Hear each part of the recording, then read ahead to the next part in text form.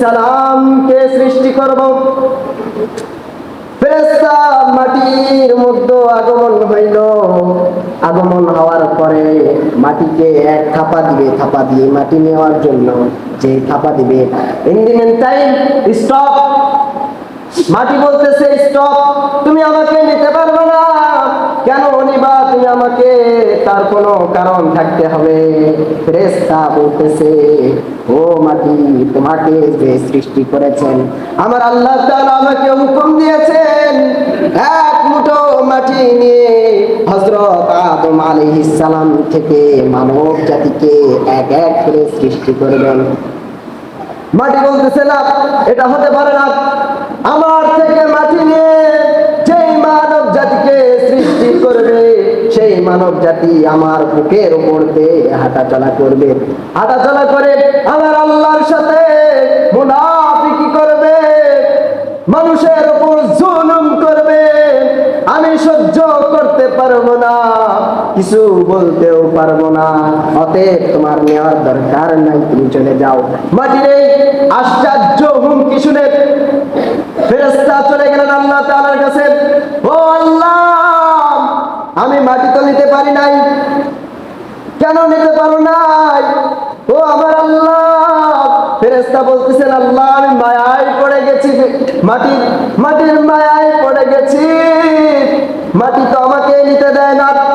আল্লাহ, জীবনে কোনোদিন তোমার হুকুম অমান্য করি নাই। আল্লাহ, আজকে আমি এই কাজটা করতে পারলাম না। আল্লাহ, আমার দ্বারা এটা সম্ভব হচ্ছে না, আপনি অন্যজনকে দায়িত্ব দিন। আল্লাহ তাআলা মিকাইল আলাইহিস সালাতু ওয়াস সালামকে ডাক দিলেন। হে মিকাইল, মিকাইলকে দায়িত্ব দিয়েছেন আল্লাহ তাআলা।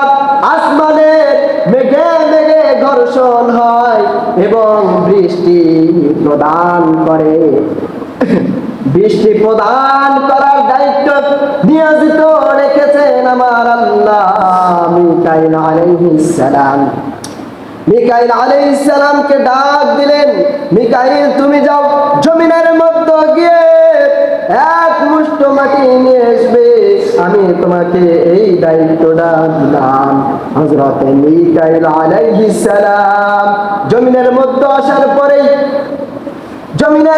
আসার পরেই মাটিকে স্পর্শ করার আগে মাটি কান্নায় বয়ে যাচ্ছে। ও মিকাইল, তুমি আমাকে নিও না, দেখো আমারও দুঃখ আছে, আমার কষ্টটা বোঝো। দেখো, যে মানব জাতিকে সৃষ্টি করতে চাচ্ছেন আমার আল্লাহ, সেই মানব আমার দ্বারা সৃষ্টি হয়ে আমার উপর দিয়ে হাঁটা চলা করে আল্লাহর সাথে মুনাফিকিগিরি করবে, একজনের উপর আরেকজনের উপর জুলুম করতে থাকবে। আমি এটা সহ্য